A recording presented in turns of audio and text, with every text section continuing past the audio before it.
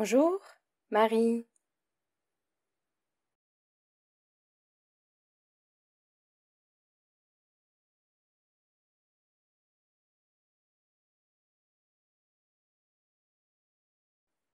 Il y a longtemps, longtemps, très longtemps, dans la savane, l'éléphant était le roi de tous les animaux.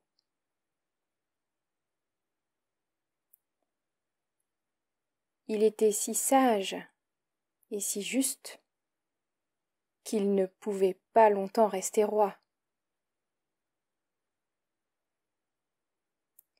Un jour, l'éléphant regarde ses sujets et se dit « Il y a quelque chose qui ne va pas. Il faut arrêter la chasse. » Il les appelle « Venez ceux qui volent, ceux qui ont des plumes. Venez ceux qui marchent, ceux qui ont des poils.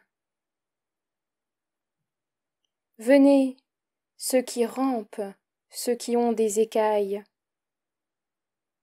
Venez ceux qui nagent. Venez, venez. » Il leur dit « Je vous observe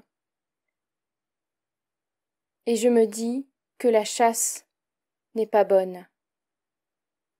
Toi la biche, et toi l'antilope, vous avez peur et vous vous cachez du lion et de la panthère.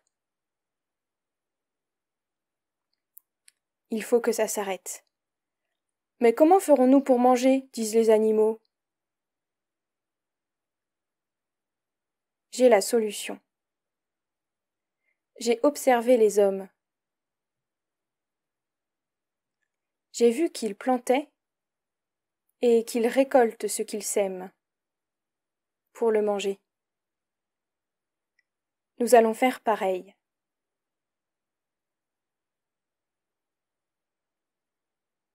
Le singe est tout content. Il s'imagine un champ plein de bananes.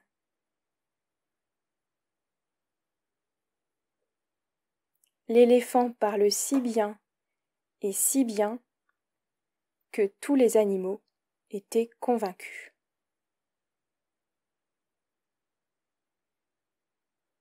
Mais comment faire pour distribuer équitablement les champs? L'éléphant propose que chacun marche 10 pas d'un côté et 10 pas de l'autre pour mesurer un champ à sa taille.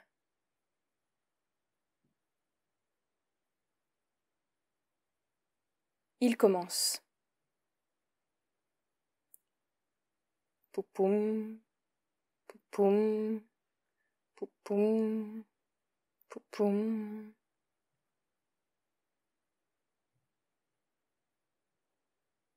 Poupoum. 10 pas d'un côté. Poupoum, poupoum, poupoum. Et 10 pas de l'autre. Il a un très grand champ. C'est normal, il est très grand.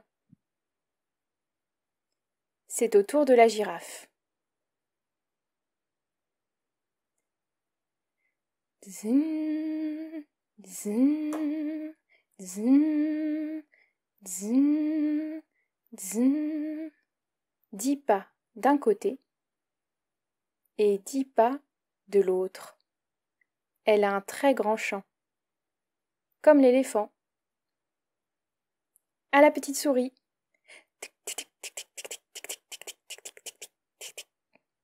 10 pas d'un côté et 10 pas de l'autre. Elle a un tout petit champ. C'est normal, elle est toute petite. Et ainsi de suite pour tous les animaux. Mais pendant ce temps-là, le lièvre, qui se cache, grommelle. Moi, je ne veux pas un tout petit champ. Je suis petit, d'accord, mais je veux un très grand champ comme l'éléphant.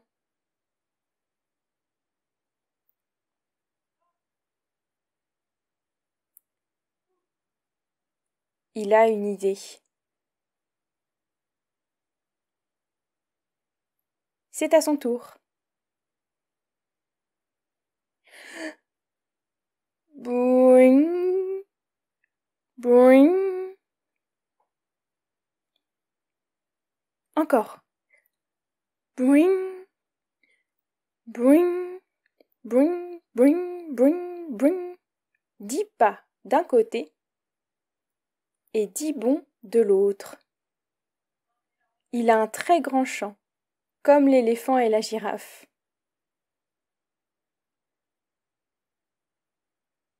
L'éléphant et la girafe lui disent « Très bien, d'accord ». Et les autres animaux, qui font la même taille que lui, viennent le voir et lui disent « Lièvre, d'habitude, quand tu te déplaces, tu marches, tu ne sautes pas. »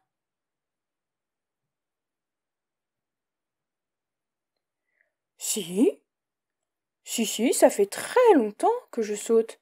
Ah oui, j'ai toujours sauté. Oui, oui.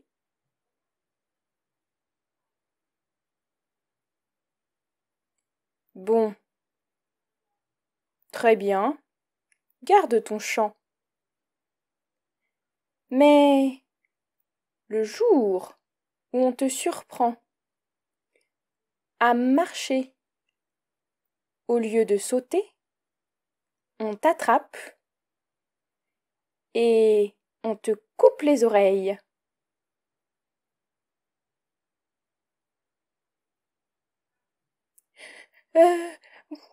Oui, comme vous voulez. D'accord. Oui, oui. Et il s'en va, en sautant. Et c'est depuis ce jour que le lièvre saute pour se déplacer. Mais pendant la nuit, quand le lièvre sort de son terrier et qu'il sait que personne ne le regarde,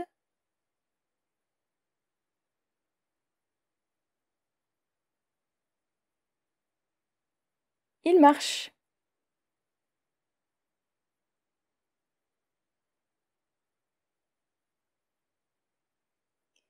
Et si vous vous demandez pourquoi le lièvre saute quand il se déplace,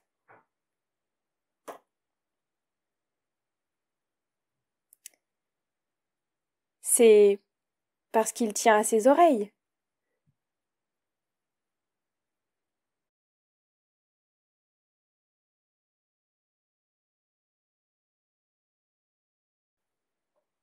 Il était une fois, il y a bien longtemps, alors que le monde était encore jeune.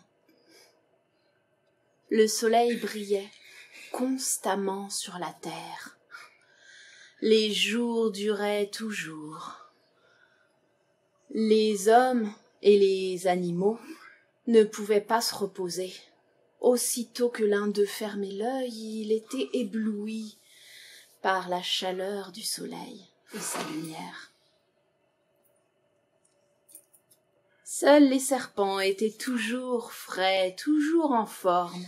En effet, ils détenaient la nuit dans un sac bien fermé. Un jour, cela prit fin. Les Indiens apprirent que les serpents détenaient la nuit et les ténèbres dans un sac. Ils se réunirent, ils échangèrent et ils décidèrent d'envoyer leur chef à la rencontre du chef des serpents. Le chef indien est donc allé au plus profond de la forêt. En le voyant, le chef serpent lui dit « Mais qui ose me déranger ainsi ? » « C'est moi, chef indien. Je viens te demander un petit peu de nuit et de ténèbres. En échange, je te propose notre meilleur arc et ses superbes flèches. » Moi, je n'ai pas de bras, je n'ai pas de mains. Que veux-tu que je fasse de flèches et d'un arc? Ah, le chef indien est bien embêté. Il retourne bredouille à son village et de nouveau il discute et change avec les Indiens. Il décide d'offrir une crécelle. Un chef a toujours besoin d'une crécelle pour être remarqué. C'est un beau cadeau pour le chef des serpents. Pour la deuxième fois, le chef indien retourne au plus profond de la forêt, à la rencontre du chef serpent. « Quelle belle crécelle !» dit le chef serpent, « mais je n'ai toujours pas de main. Comment veux-tu que je l'attrape ? Je vais te l'accrocher au bout de ta queue. »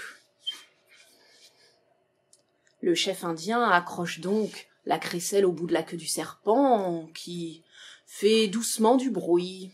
Le chef serpent, moyennement satisfait, donne au chef indien un tout petit peu de nuit et de ténèbres dans un petit sac. « Mais dis-moi, chef serpent, comment faire pour avoir toute la nuit et toutes les ténèbres ?»« Ah, toute la nuit, cela vaut un grand prix, c'est d'une grande valeur. Il me faudrait quelque chose de vraiment utile, comme par exemple une cruche pleine de poison. » Le chef indien se demande pourquoi, mais il ne pose pas de questions. Il remercie pour la nuit et il retourne à son village. Il ouvre le sac, la nuit se répand. Les humains et les animaux peuvent enfin dormir. Mais la nuit est courte, elle ne dure que quelques heures, aussitôt le soleil se fait. Et cela recommence tous les jours. Des nuits courtes, très courtes. Les humains ont besoin de plus. Le chef indien se souvient de ce que lui a dit le chef serpent. Il propose de recueillir du poison en échange de toute la nuit. Les Indiens vont donc à la recherche du poison. C'est très long, très très long d'en recueillir, goutte à goutte, dans une cruche. Peu à peu, la cruche se remplit de poison. Quand enfin elle est pleine, pour la troisième fois, le chef indien peut retourner dans la forêt. Le serpent, en le voyant, lui dit « Je savais que tu reviendrais. Justement, je t'ai préparé un grand sac de toute la nuit et de toutes les ténèbres. » Le chef indien pose sa cruche pleine de poison, prend le grand sac. « Mais dis-moi, pourquoi avez-vous besoin de ce poison ? Nous, les serpents, nous sommes fins, nous sommes fragiles et petits. Tous vous nous persécutez, nous ne pouvons pas nous défendre. Ce poison pourra nous aider. » Bien. Écoute, juste une chose avant de partir. N'ouvre surtout pas ce sac avant d'arriver à ton village. Si tu l'ouvres, je ne pourrai pas distribuer le poison à mes serpents. Et il arrivera grand malheur, aussi bien au tien qu'au mien. D'accord, c'est promis. Merci. Le chef indien retourne vers son village. Le chef indien marche donc dans la forêt. Sur une branche, perché, un perroquet l'aperçoit. Il a le sac plein de nuit et de ténèbres. Perroquet crie « Chef indien, sac plein de nuit et de ténèbres !» Les animaux accourent vers lui et le supplient « S'il te plaît, ouvre le sac !» Le chef indien leur demande d'attendre. « J'ai promis au chef serpent d'attendre d'arriver au village pour ouvrir le sac. Je ne l'ouvrirai pas avant. Soyez patients. » Les animaux sont agacés. Ils ne veulent pas attendre une minute de plus. Maintenant, ils attrapent le sac, ils l'ouvrent et la nuit se fait. on n'y voit rien du tout. C'était pile à ce moment-là que le chef serpent distribuait son poison. Dans la nuit, n'y voyant rien, il fait tomber la cruche. Le poison se déverse.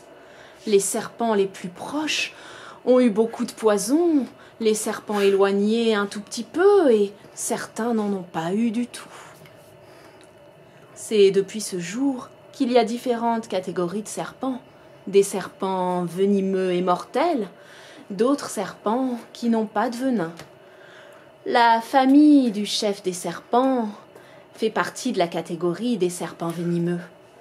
Mais nous pouvons nous en garder, car ils portent au bout de leur queue une crécelle pour nous avertir de leur présence.